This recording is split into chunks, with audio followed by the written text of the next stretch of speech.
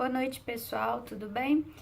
Espero que vocês estejam indo bem de feriado, dando início ao que nós combinamos, no tocante aos vídeos que devem ser gravados aí, para que vocês completem o conteúdo para avaliação de vocês no próximo sábado. Nós vamos falar hoje um pouquinho dos procedimentos possessórios.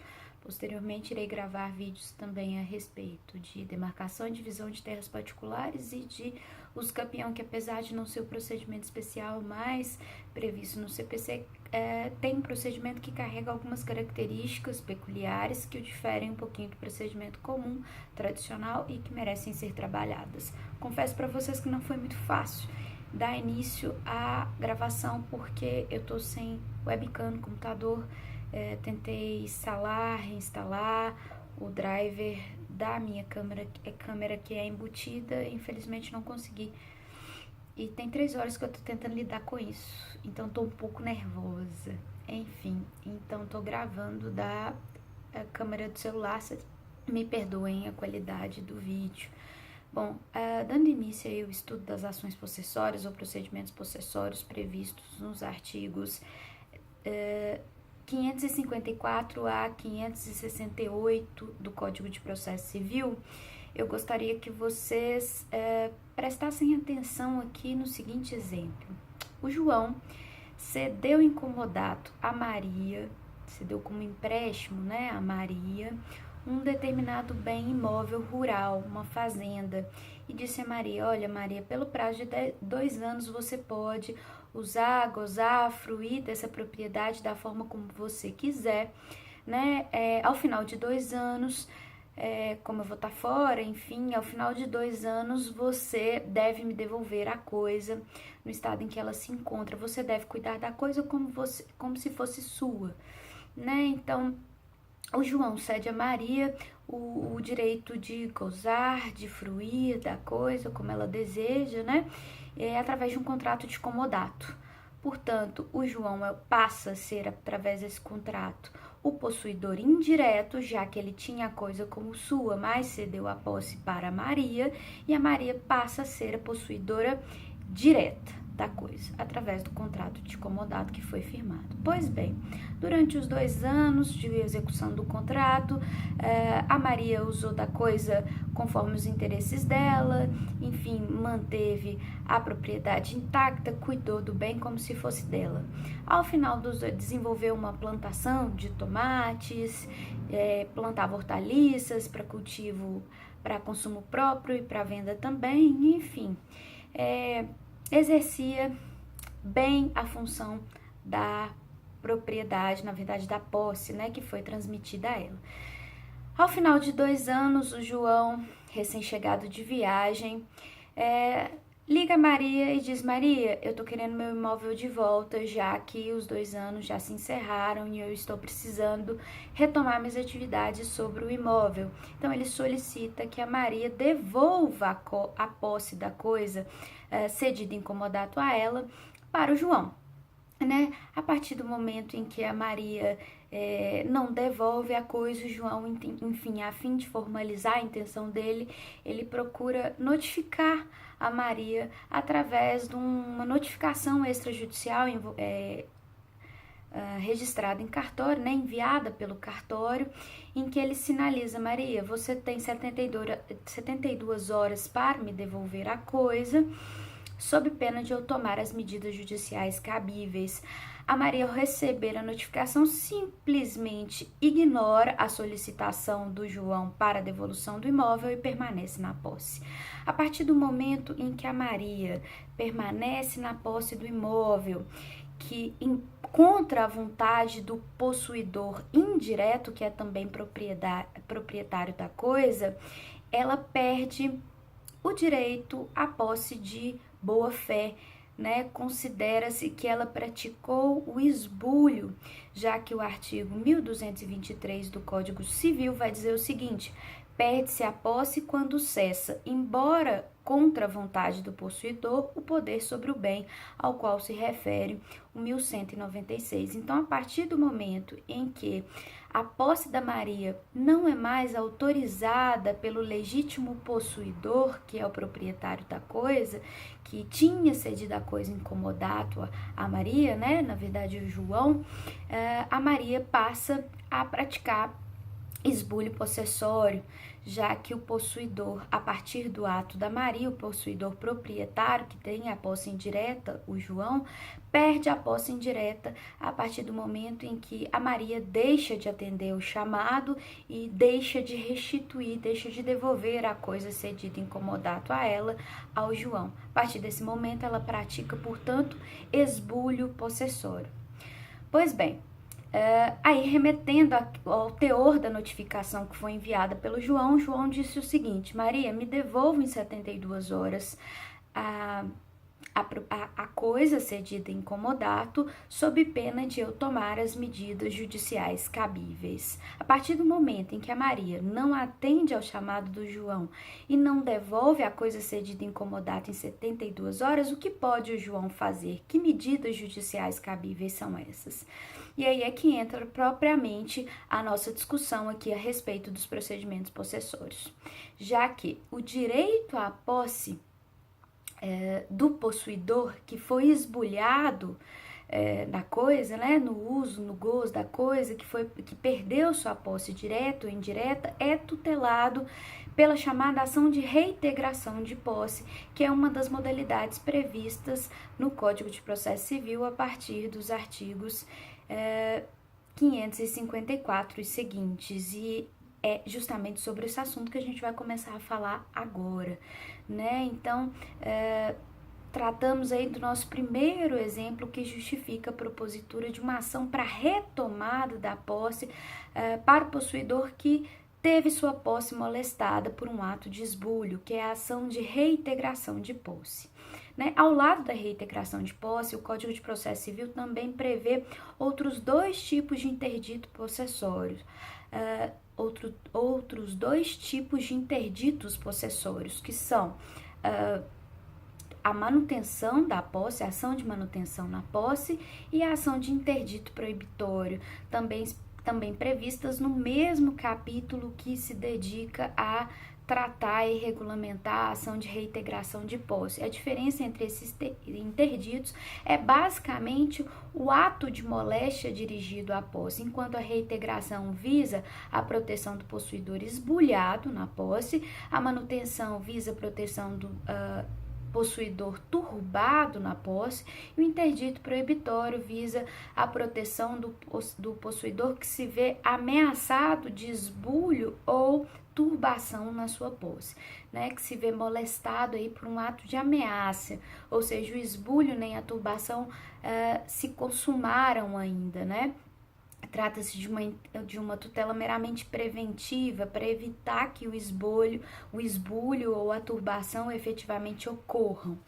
E aí, tomada essa ideia inicial a respeito de quais são as modalidades, né, de ações possessórias previstas no CPC, a gente precisa falar basicamente qual é o objetivo primordial dessas ações possessórias previstas no Código, o que elas trazem de característica fundamental que as difere basicamente das ações que visam a proteção da propriedade, né?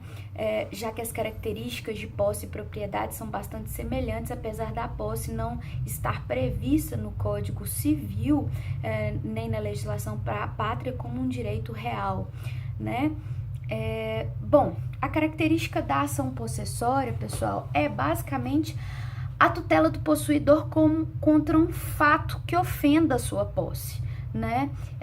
De forma que estão excluídas do âmbito das ações possessórias demandas nas quais se alega a existência de uma relação jurídica que dê ao autor o direito à posse, como é o caso da ação de emissão na posse, da ação de enunciação de obra nova, da ação de uso capião. Nessas ações, pessoal, o fundamento primordial da demanda não é a tutela do possuidor, não se objetiva com essas demandas, né, de enunciação, de missão, de usucapião, afastar atos de moléstia, de ameaça, de turbação ou de esbulho à posse. Portanto, não se tutela em última análise o possuidor, né? O que se pretende, por exemplo, na ação de missão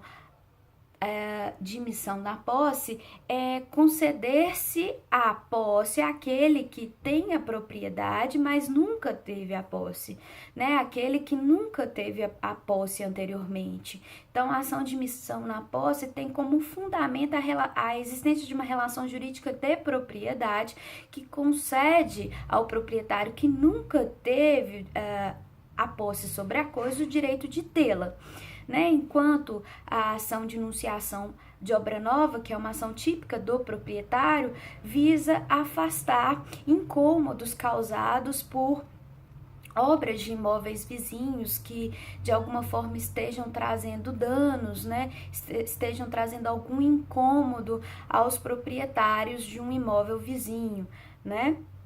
A ação de usucapião, por sua vez, visa também a tutela do proprietário, que pleiteia o reconhecimento da propriedade que foi adquirida pelo exercício da posse ad usucapione, ou seja, uma posse mansa, pacífica, ininterrupta, com vontade de ser dono, né, sem oposição do proprietário durante o prazo previsto na lei, que pode ser de 2, pode ser de 5, de 10 ou de 15 anos, né? Vai depender da modalidade da usucapião.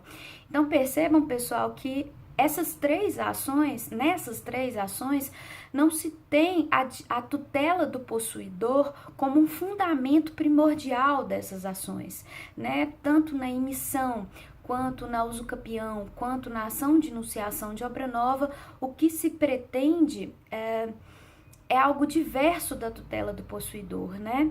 É algo que tem fundamento numa relação jurídica diferente de um ato, fundada em um ato de moléstia à posse, né?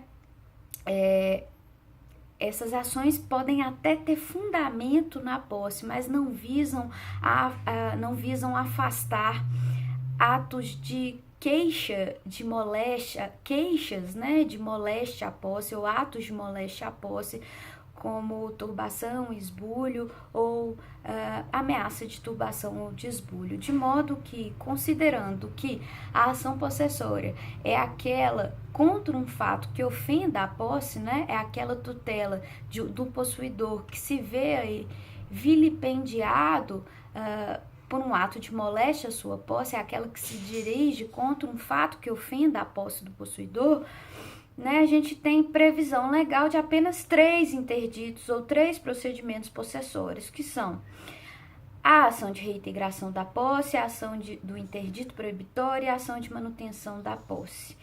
Esses procedimentos servem, respectivamente, para proteger o possuidor que foi esbulhado na posse, no primeiro caso, o possuidor que se vê ameaçado de esbulho ou de ameaça em seu direito à posse, no segundo caso, e no terceiro caso, afastar a queixa de turbação que está recaindo sobre a posse de alguém, né? Então, a gente vai ter a previsão legal aí desses 3 tipos de procedimento possessório que vão discutir a tutela do possuidor que teve violado o seu direito à posse mansa, pacífica, tranquila, né? Todas as outras ações, ainda que tenham fundamento na posse ou uma relação jurídica relacionada à posse, não são qualificadas como ações possessórias, ainda que a finalidade seja a obtenção da posse ao final do procedimento. Então, ações como enunciação de obra nova, ação de reivindicação de propriedade, ação de emissão na posse, ainda que tenham como objetivo final a retomada da posse, serão ações em que se discute, em última análise, relações de domínio, não relações de posse. Por isso, essas ações são qualificadas como ações petitórias, porque nelas se discute o ius possidendi, não o ius possessionis, que é o direito de proteção do possuidor, né?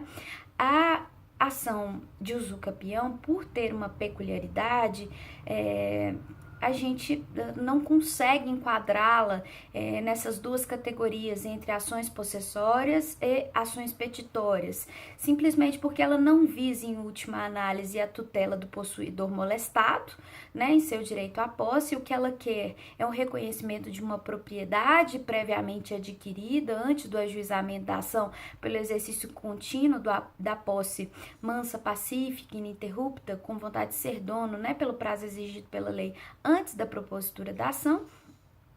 Então, ela tem como fundamento o exercício de uma posse qualificada pelo animus domini e pelo tempo previsto em lei, e ela objetiva, em última análise, o reconhecimento da propriedade.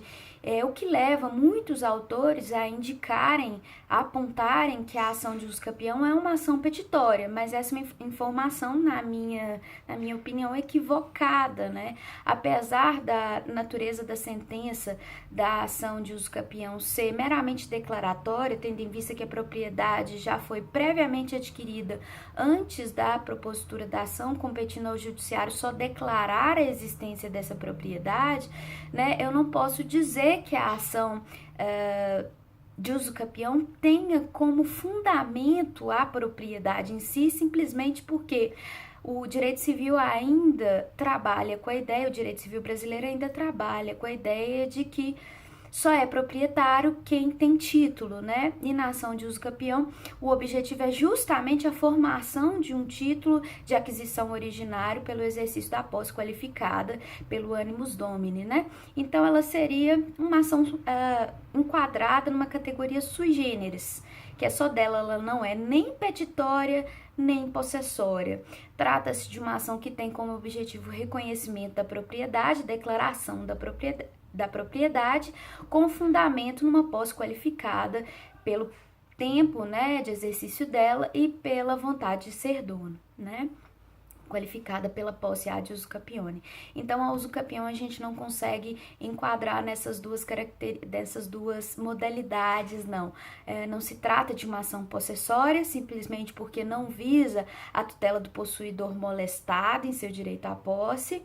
Nessa categoria, nós vamos encontrar, repetindo, a reintegração da posse, a manutenção da posse e o interdito proibitório, e nem nas ações petitórias que visam a tutela, né, da propriedade de relações jurídicas conectadas ao domínio. E aí, como exemplos, repetindo, imissão na posse, enunciação de obra nova, reintegração reivindicatória de propriedade. Podemos até citar também a divisão e demarcação de terras particulares, ok?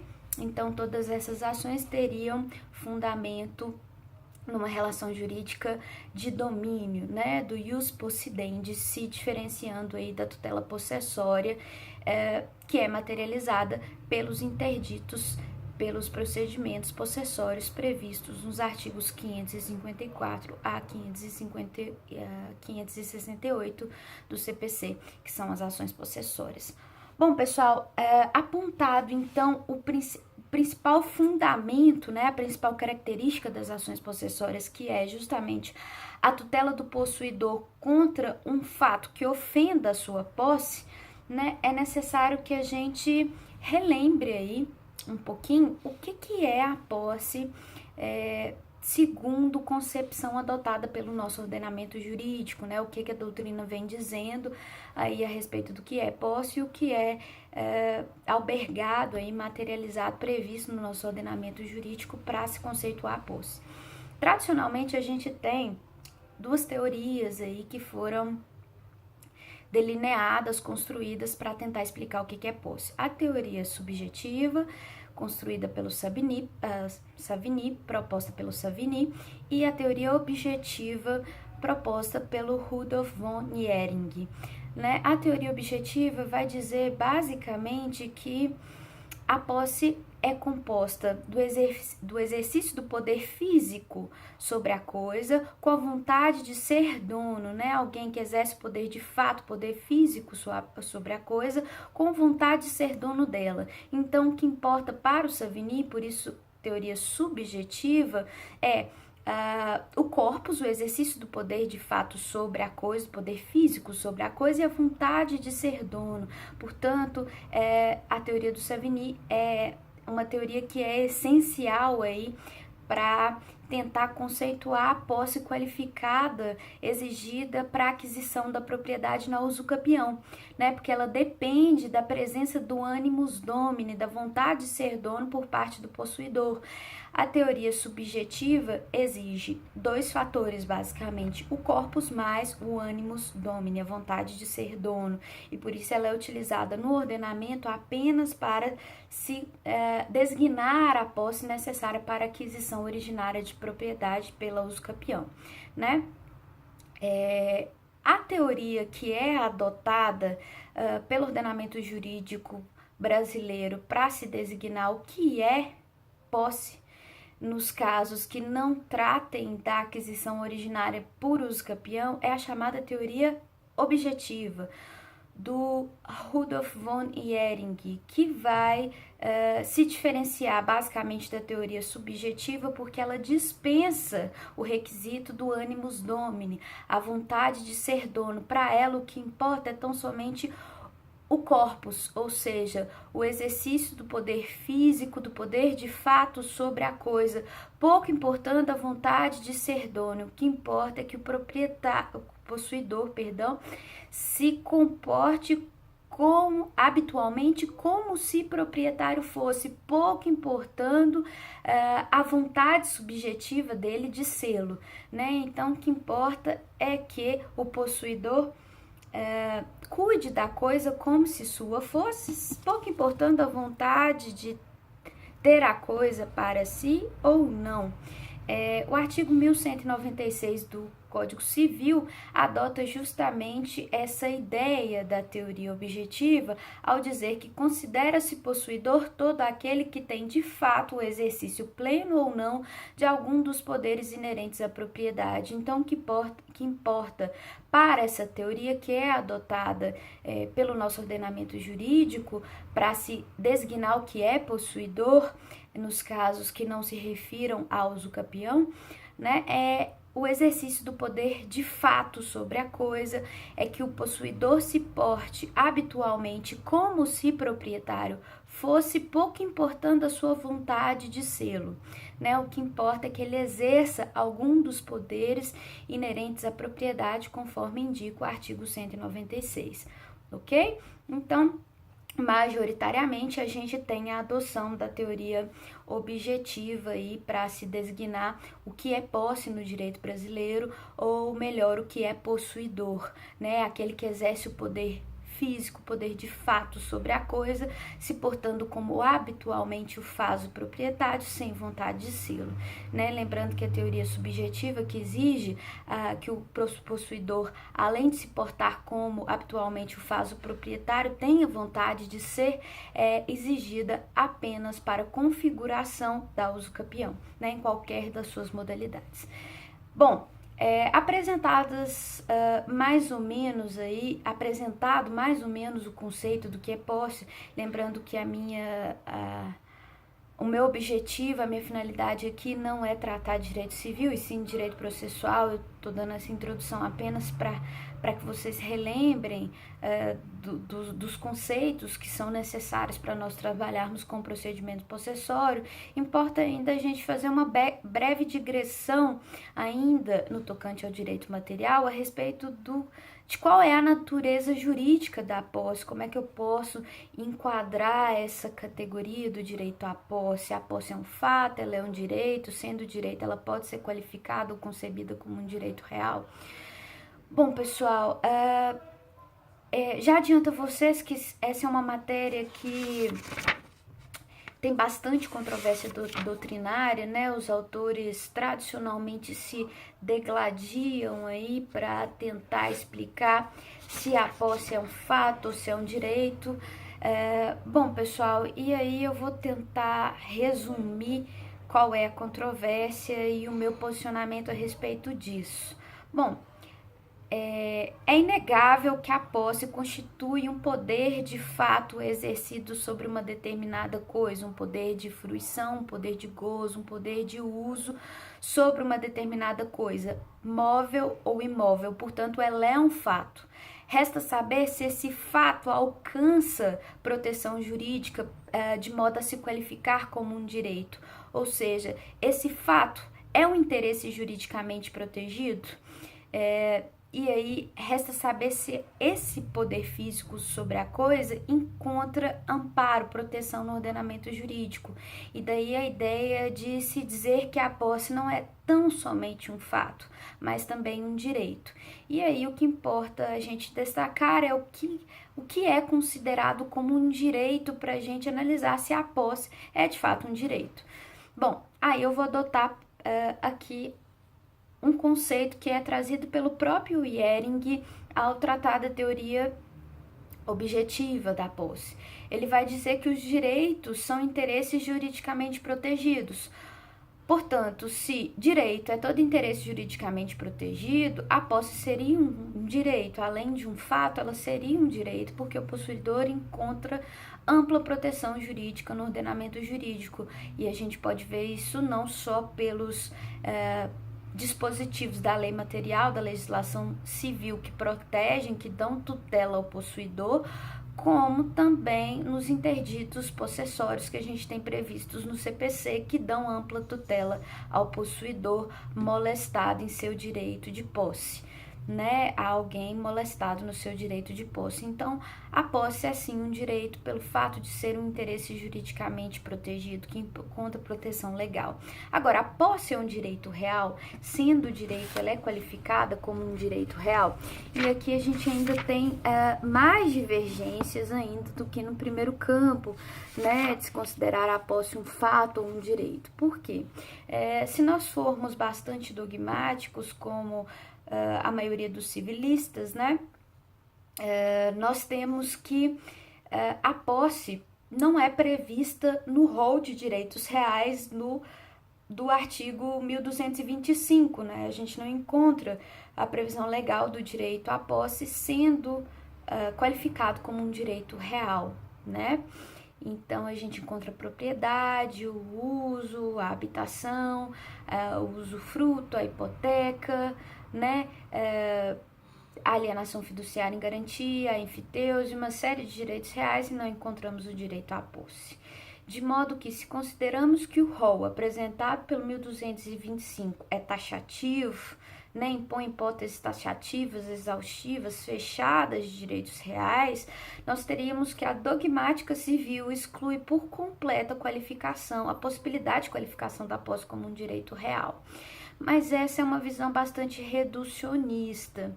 Acredito eu que melhor seria nós perquirirmos se a posse carrega as principais características dos direitos reais para se analisar se a posse, né, pode ser qualificada ou não como um direito real, né? E aí, pessoal, me valendo aí de uma passagem do Caio Mário, né, que é um civilista famoso, tradicional, o Caio Mário vai sustentar pra gente que a posse é sim um direito real, porque ela carrega as principais características compartilhadas pelos demais direitos reais, que são a oponibilidade erga omnes, a indeterminação do sujeito passivo e a incidência sobre o objeto obrigatoriamente determinado. Sendo essas características as principais relativas aos direitos reais, né, a posse poderia aí ser qualificada como um direito real, sim.